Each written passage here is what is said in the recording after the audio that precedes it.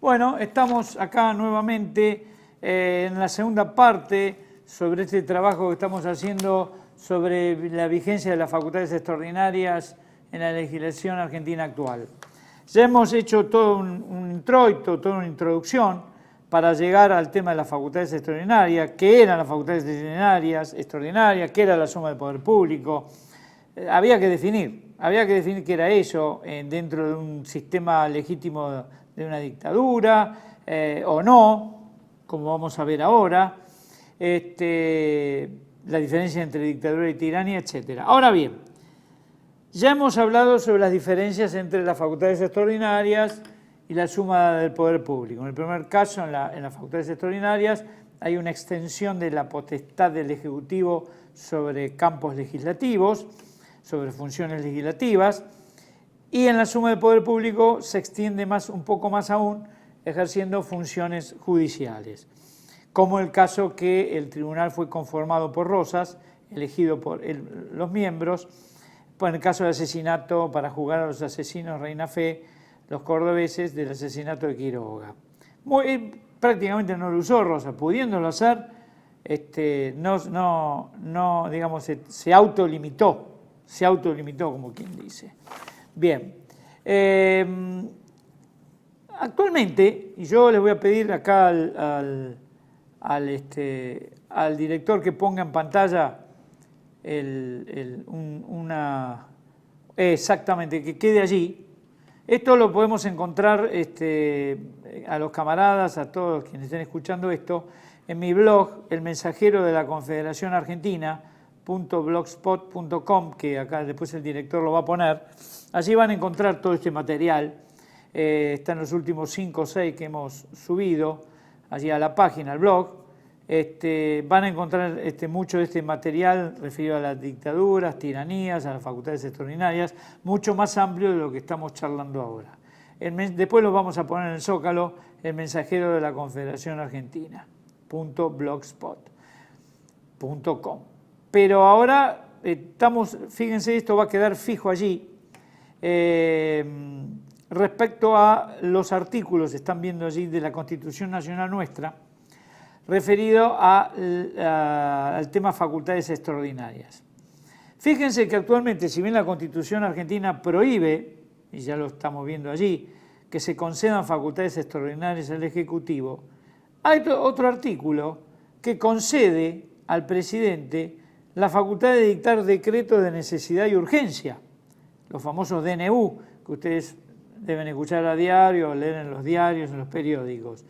Que esto contradeciría, hay una contradicción aparente, vamos a ver, una contradicción aparente entre lo que dice la Constitución primero y después la potestad que tiene el Poder Ejecutivo de dictar decretos de necesidad y urgencia, que a mi modo de ver, y me adelanto, no es un modo más que atribuirle facultades extraordinarias al Poder Ejecutivo, por más que el artículo 29 establezca claramente, lo pueden leer allí, que no se puede conceder al Ejecutivo Nacional facultades extraordinarias, ni la suma del poder público.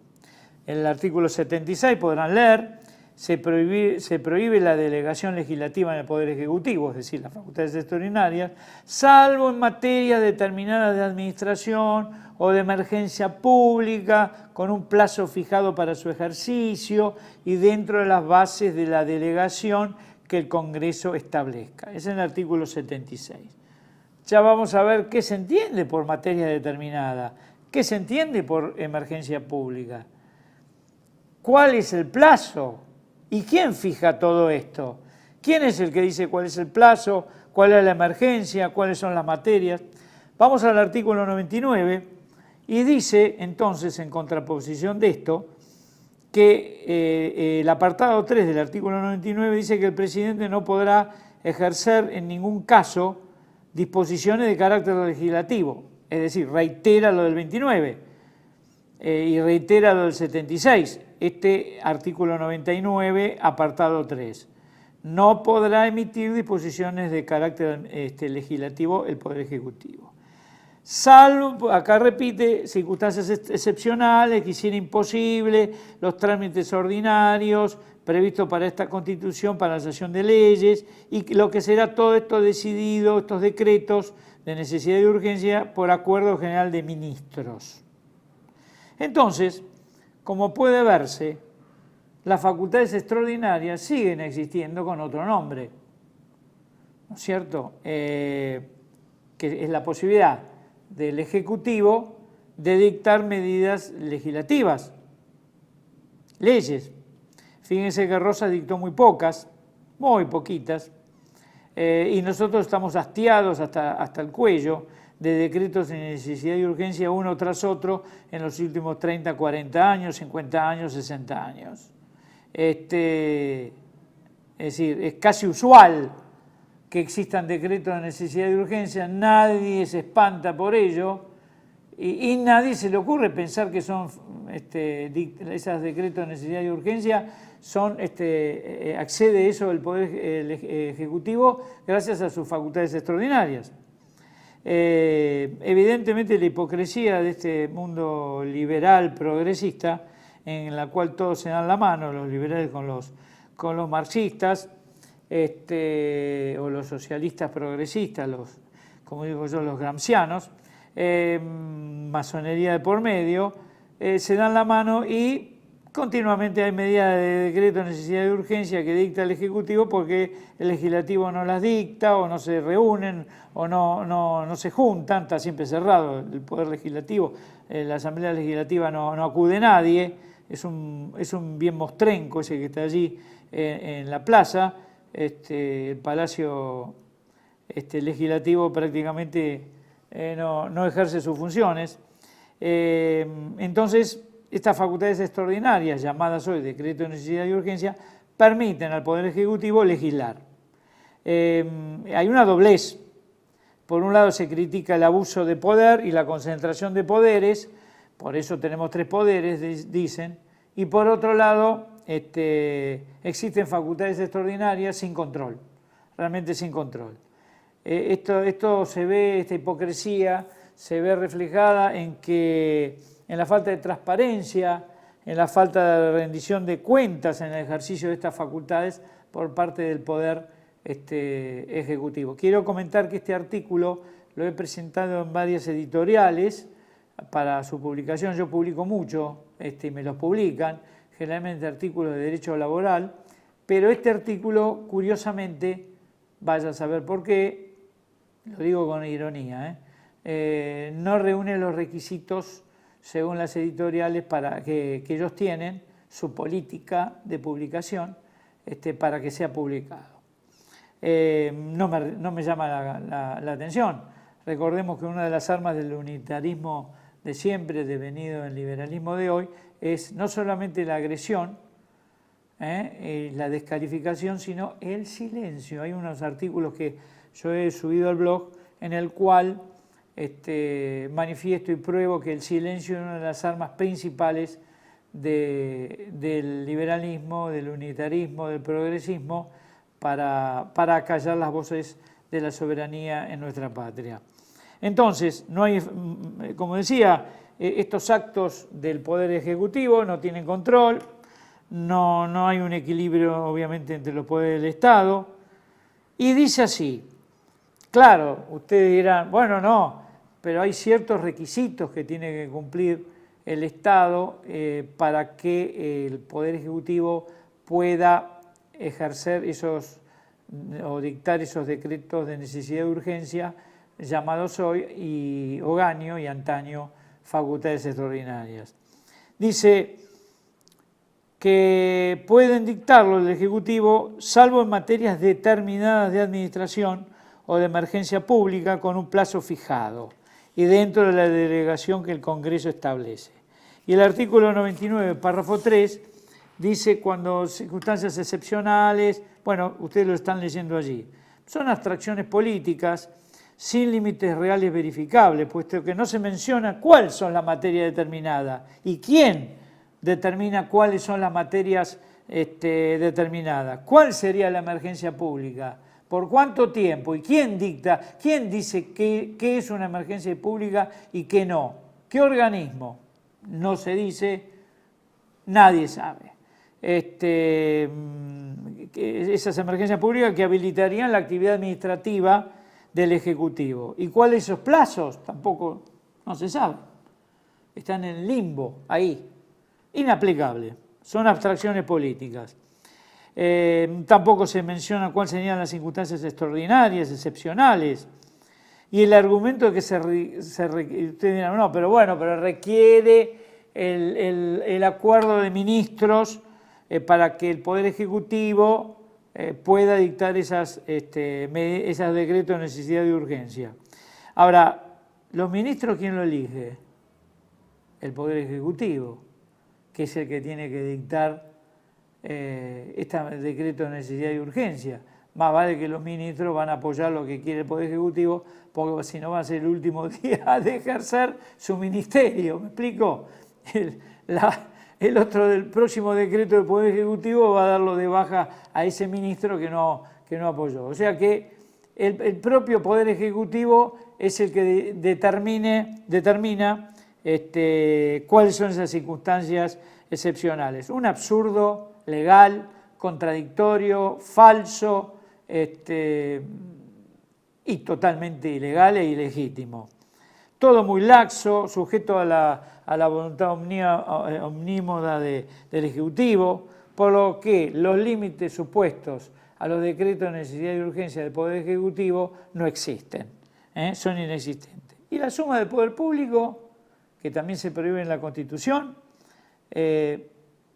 si bien no hay normativamente una norma que permita ello, la suma del poder público, como sí existe una norma que permite decreto de necesidad y urgencia, léase facultades extraordinarias, hay momentos de nuestra historia y nuestra actualidad que la influencia, comillas, opresión, sin comillas, del Poder Ejecutivo lleva a que miembros del Poder Judicial sean más o menos dóciles, flexibles a dichas presiones y que respondan a las sugerencias, con o sin comillas, como le guste a usted, más o menos veladas de los gobernantes de turno. Por supuesto que hay miembros del Poder Judicial que se oponen a las presiones del Poder Ejecutivo, pero muchos otros sabemos, por distintas razones económicas, políticas, que se someten a las presiones del Poder Ejecutivo. En ese caso, si el Poder Judicial acompaña las presiones del Poder Ejecutivo, estaremos viendo que el Poder Ejecutivo, por más que la Constitución diga lo contrario, sí tiene acciones relativas a la suma del poder público. Hay gobernantes con facultades propias que continuamente, bajo esta legislación vigente, imponen su voluntad. Como dirían los romanos, nihil novum sub sole, no hay nada nuevo bajo el sol. Y ahora entonces, clarificado, como ahí el director sigue sosteniendo, le pido que siga sosteniendo allí, este articulado de la Constitución, y hemos visto las contradicciones profundas que tiene, vamos a hacer un epílogo sobre esto para dar por terminada nuestra charla. Repito, después el director va a poner allí el blog donde pueden conseguir todo este material, mucho más amplio de lo que tenemos acá, muchísimo más amplio, con mucha doctrina, ¿correcto? El epílogo, bueno, nosotros necesitamos entonces que la legislación de un país, aparte de ser coherente en sus mismos textos, fíjense que acá no es coherente, de algún modo guarde coherencia con la realidad que nos circunda, con el empirismo, que es la base principal de la organización e institucionalización social de un país. De lo contrario, si va a contramano de la realidad social de una nación, producirá anarquía y debilitamiento político, económico, social, como ha sucedido y como sucede ya desde 1853 a la fecha, 1852, digamos, un poquito antes, 3 de febrero a las 2 de la tarde, si quieren, desde las 2 de la tarde del 3 de febrero de 1852. Ernesto Palacio trata mucho sobre este tema, en su libro Teoría del Estado, de sólido raigambre constitucional y de estudio en nuestras facultades de Derecho, quizás uno de los mejores libros que se ha escrito respecto al tema del constitucionalismo nuestro. Sampay tiene cosas interesantes también.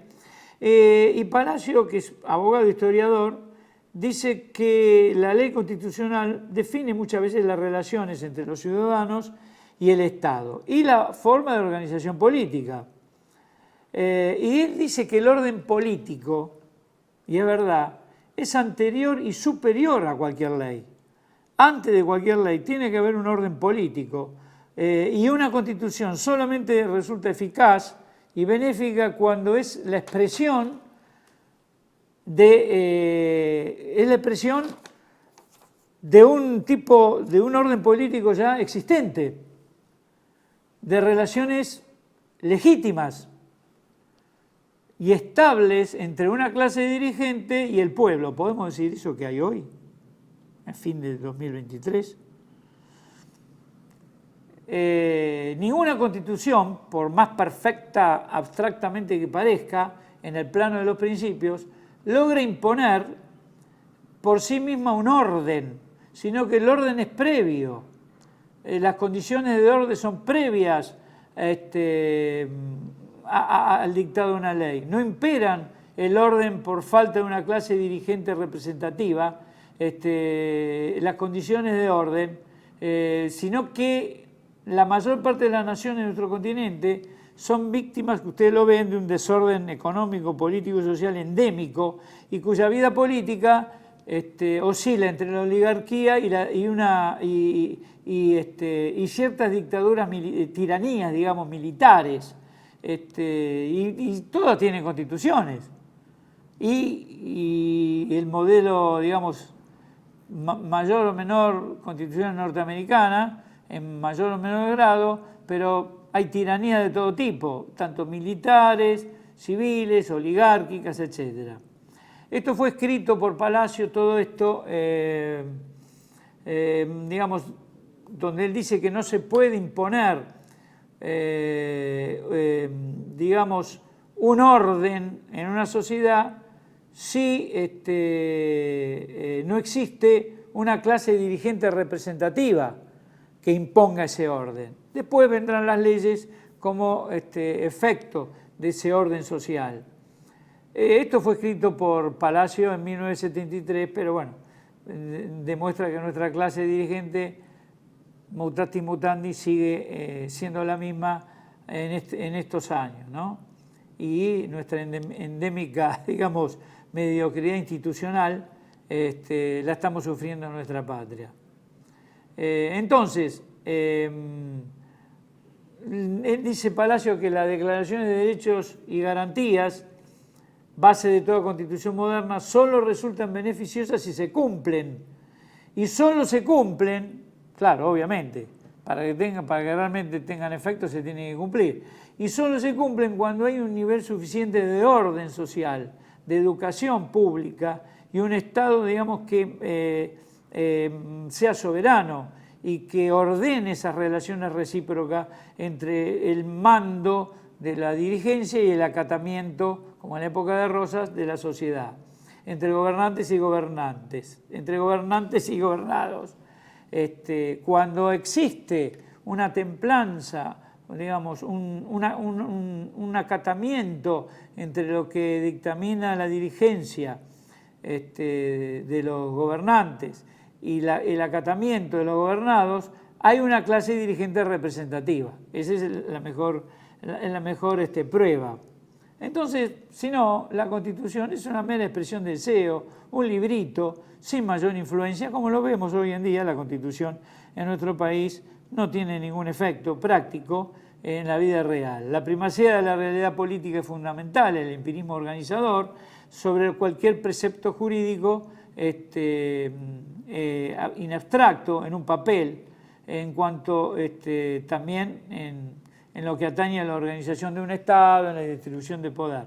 Lo digo yo, que soy abogado, y esto me es afín, y es así. La realidad a mí me lo demuestra en la práctica profesional todos los días.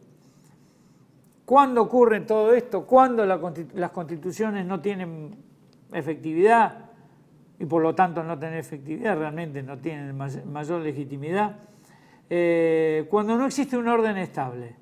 Un orden estable y existe un desorden latente, más o menos latente, bajo la ficción, que es lo que tenemos actualmente, de un orden legal.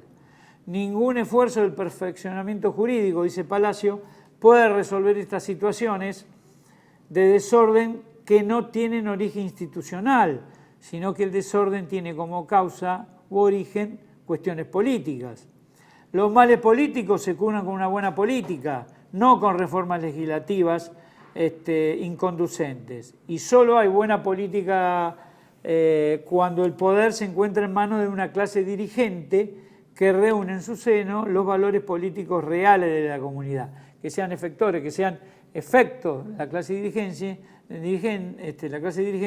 sea receptora de las necesidades soberanas de un país. Cuando me refiero a soberana, no solamente lo territorial, sino lo político, lo social y lo económico. Y la ley, dice Palacio, solo es válida y beneficiosa en la medida que sea expresión de este orden. Lo mencionado por el autor, entonces, demuestra una doble contradicción que tenemos actualmente constitucional. Primero, entre las propias normas de la Constitución, como ya acá estamos mostrando en pantalla, y segundo, entre las normas y la realidad, que intenta regular. Pero las normas están totalmente divorciadas y disociadas de la realidad. Porque la realidad nosotros, es dinámica la cuestión, nos interroga permanentemente y destapa esta realidad, permanentes abstracciones que se visualizan en estas constituciones y sus contradicciones, donde la clase dirigente no dan pie con bola, discúlpeme el término, en momentos de la sanción de las normas y en la aplicación diaria de esas normas. Estas normas que están huérfanas de cualquier sentido común y del conocimiento de la realidad. La realidad es algo que puede ser conocido y debe ser conocido. Ahí está la aptitud de un dirigente que no conoce la realidad y después no vuelca en normas conducentes para mejorar esa realidad o sostenerla si es buena, no es un dirigente. Díganme cuántos de los llamados dirigentes de hoy en día puede hacer algo de eso y verán que ninguno entonces es un dirigente como tal, como lo dice el término. Un régimen es legítimo, termina diciendo Palacio, cuando existe una clase dirigente que gobierna y un pueblo que lo acata, pero lo acata no por fuerza, porque no caeríamos en una tiranía. Lo acata porque el pueblo inconscientemente, el famoso inconsciente colectivo, es consciente de que, de algún modo, el pueblo, la nación toda, no importa la clase social que sea, se da cuenta que es en su beneficio el dictado de distintas normas y el orden existente, porque ve en ella, en esas normas, ese pueblo, ve en esas normas la expresión de sus anhelos y de sus esfuerzos y de sus necesidades. Si no ve en las normas la expresión de sus anhelos, que no se cubren sus necesidades, en este caso alimenticias, si se quieren, o territoriales, o de soberanía política, y todas sus necesidades, evidentemente esas normas no sirven y por supuesto menos sirven los llamados dirigentes que la avalan o que las crean. Cuando realmente entonces cubren las necesidades y tienen en cuenta la realidad, la representación de esos políticos es efectiva. Y cuando la representación es efectiva, la coerción estatal sobre los súbditos, sobre los habitantes, es mínima, porque hay solidaridad, porque hay orientación común del pueblo, el gobierno, entonces la libertad cada vez es mayor. Cuanto mayor es la representatividad, mayor es la libertad del pueblo. En definitiva, nuestra nación no es más que, como decía José Antonio Primo de Rivera, una unidad de destino en lo universal.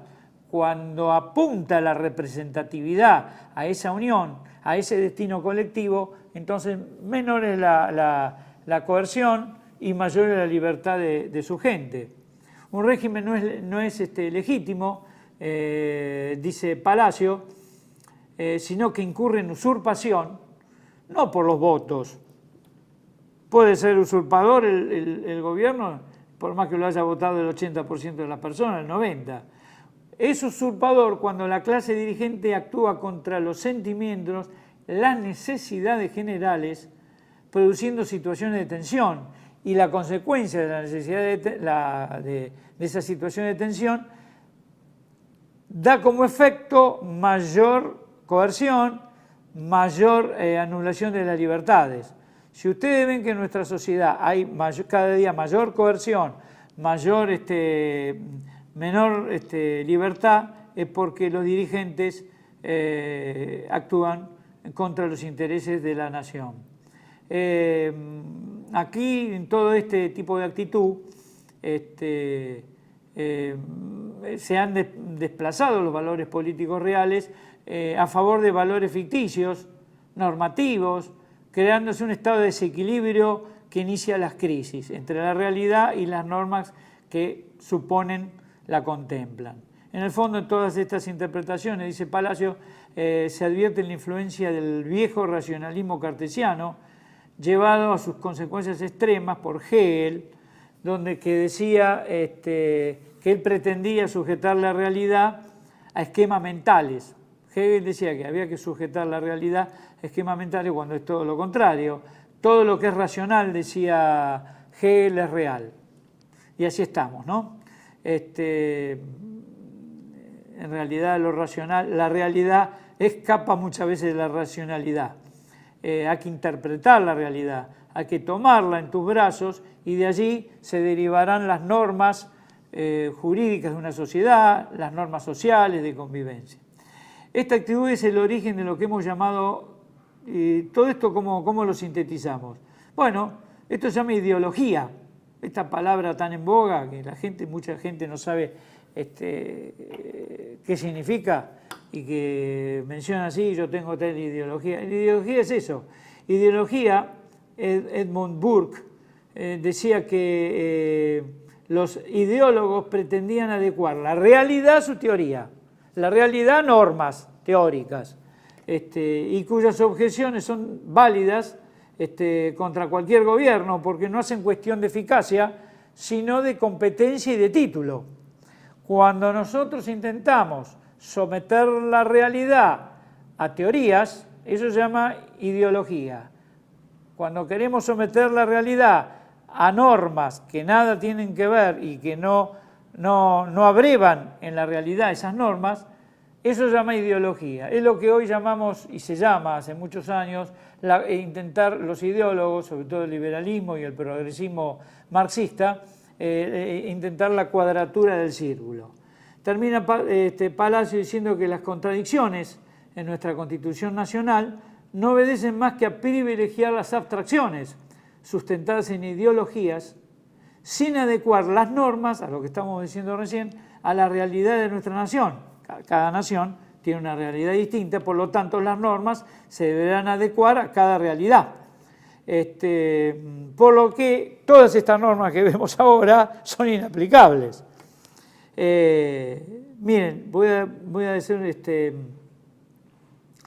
como nos muestra a diario, digamos, el caos social que es su efecto y que hoy nos circunda. Miren, un ejemplo claro de que las normas que no toman en cuenta la realidad son inaplicables y la realidad termina desbordando a esas normas y las normas finalmente no se aplican. Fíjense, el mamarracho ese que han hecho ahora con la nueva ley de alquileres, digamos en sus cerebros, los diputados, los senadores, en sus laboratorios, han hecho una ley que no contempla la realidad, ni la de los propietarios, ni la de los inquilinos. Todo el mundo perjudicado, pero ellos felices con sus normas, aunque estén totalmente divorciadas de la realidad, y la realidad hace que no se terminen aplicando, porque la gente termina al final negociando entre sí, porque la ley es inaplicable, pero ellos en la suya. De allí que no nos debe extrañar que, a pesar de decirse que las facultades extraordinarias han sido eliminadas de nuestra Constitución, la realidad es que no lo han sido. Es más, y aparte los decretos de necesidad y urgencia lo testimonian. Y que la realidad emerge, se filtra en los hechos, como el agua entre la piedra, o en otras normas, como en los decretos de necesidad y urgencia, los famosos DNU, que desmienten todas esas provisiones de las facultades extraordinarias y de la suma del poder público. Bueno, esta es la vigencia entonces actual de nuestras facultades extraordinarias, en nuestra legislación actual, plenamente vigentes y que se aplican muchísimo más que en siglos pasados. Antes se tenía cierto prurito de aplicarla, por más que tenían el derecho de aplicarla. Ahora, desembosadamente, los gobernantes la aplican como un desayuno diario, a ver qué decreto hacemos hoy, porque no tengo ganas de esperar que me diga el Poder Legislativo o, en peor de los casos, que me diga que no. Yo lo que me diga que no el Poder Legislativo, yo asumo facultades legislativas con el decreto de necesidad y urgencia y son inimpugnables realmente, porque ya aclaramos allí en los artículos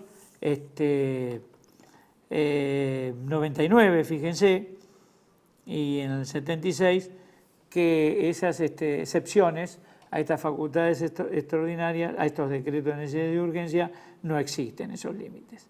Bueno, nada más por ahora, les agradezco mucho, hemos terminado la charla sobre el tema y nos veremos prontamente con algún otro tema. Yo le quiero agradecer a TLV1 Toda la Verdad Primero, que nos ha abierto las puertas, como siempre, no solamente a mí, a tantos historiadores, economistas, políticos, que intentan defender la soberanía de la patria, y este es uno de los pocos lugares donde realmente se nos abren las puertas para defender nuestro país con un nacionalismo sano y productivo.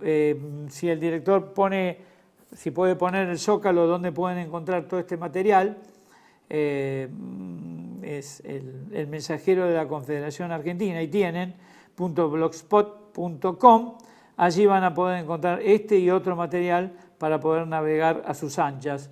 Les agradezco mucho y buenas tardes. Bienvenidos a CEPA, Centro de Estudios del Pensamiento Americano.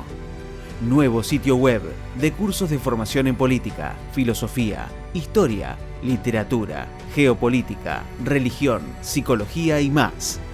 Cursos de formación que reflejan el verdadero pensamiento americano. Lo invitamos a elegir el curso de su agrado ingresando en www.cepa.la.